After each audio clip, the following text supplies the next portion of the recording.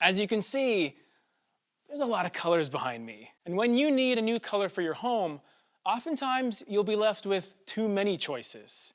Staring at this wall, it's pretty easy to get overwhelmed. But don't stress, because I'm James from thepaintpeople.com, and this is Color Code, cracking the code on color selection. If you're redesigning your own space, or you're a professional advising your client, nailing the right color will make or break your project. Now, being the first episode of Color Code, I figured I'd start with First Light.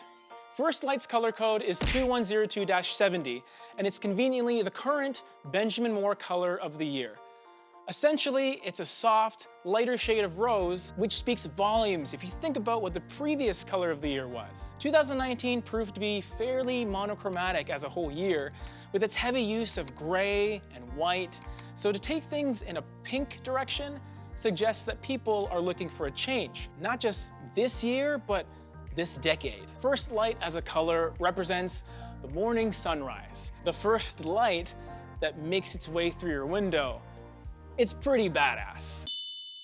Now this translates to a light, rosy color with an earthy red undertone that ends up being extremely comforting. I could see this color working as a main color all the way throughout your house, but my biggest personal recommendation would be to use it in a bedroom. On the subject of bedrooms, you can really go one of two ways color-wise. You can pick a soothing, perhaps darker color, which could replicate a bit of a cave vibe, or you can go with something a bit warmer to revitalize you in the morning. And First Light definitely leans towards the warm, energetic side of things. Now the walls aren't the only thing to consider.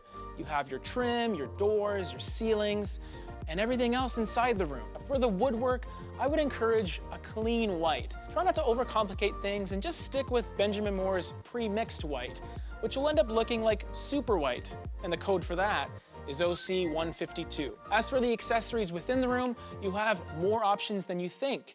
For things like sheets and curtains and throw pillows, all of that filler in the room, feel free to use earthy grays, sky blues, and even tea greens. Have fun with it and change things up to suit your personal taste. After all, the final decision should come down to you. I'm here to help, and if you want further guidance, I suggest you check this out. Treat these videos as tools in your tool belt. I can provide them to you, but it's up to you to use them.